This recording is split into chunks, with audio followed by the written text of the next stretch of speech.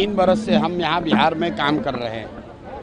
बिहार के गांव-गांव में पैदल चल के गए हैं। क्या आपने देखा कि जन स्वराज कोई जातीय आधार पर बैठक करता है?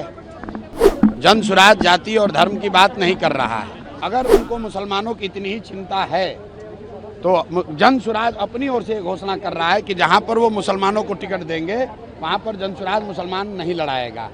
वो भी अब ये घोषणा कर दें कि जहाँ पर जन स्वराज मुसलमान लड़ाएगा वो भी मुसलमान को नहीं लड़ाएंगे। अगर उनको भाजपा को हराने की इतनी चिंता है तो ये घोषणा करके देख लें।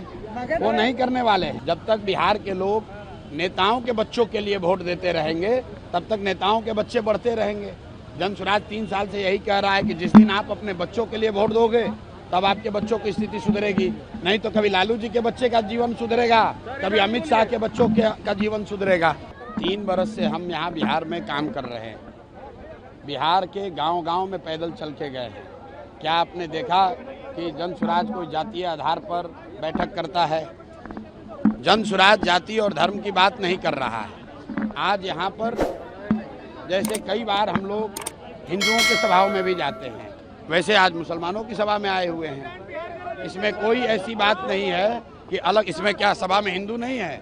तमाम हिंदू साथी यहाँ बैठे हुए हैं। आपने घोषणा और किया है कि जहाँ से मुसलमान और पार्टियां कैंडिडेट खड़ा करेंगे वहाँ से आप नहीं खड़ा करेंगे मुस्लिम कैंडिडेट। मैंने ये कहा है कि अपने आप को मुसलमानों के रहनुमा कहना, जो दल अपने आप को मुसलमानों का रहनुमा बताते हैं, अगर उनको मुसलमानों की इतनी ही चिंता है तो जन स्वराज अपनी ओर से घोषणा कर रहा है कि जहाँ पर वो मुसलमानों को टिकट देंगे वहाँ पर जन स्वराज मुसलमान नहीं लड़ाएगा।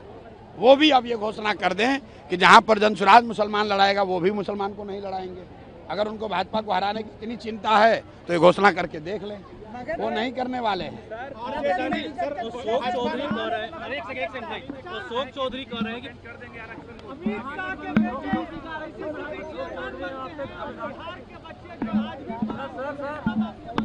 मेरे भाई, जब तक बिहार के लोग, रुक जाओ भाई, जब तक बिहार के लोग नेताओं के बच्चों के लिए वोट देते रहेंगे तब तक नेताओं के बच्चे बढ़ते रहेंगे।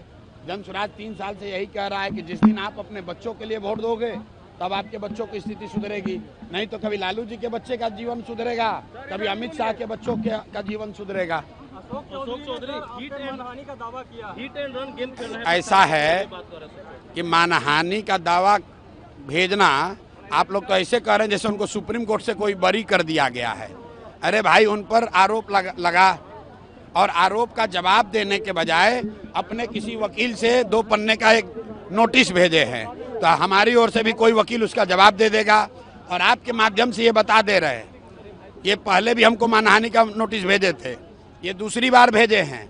आज 2 दिन के बाद अब इनका और खुलासा करेंगे तो एक और नोटिस बनाकर तैयार कर लें। प्रशांत किशोर अशोक चौधरी से डरने वाले हैं?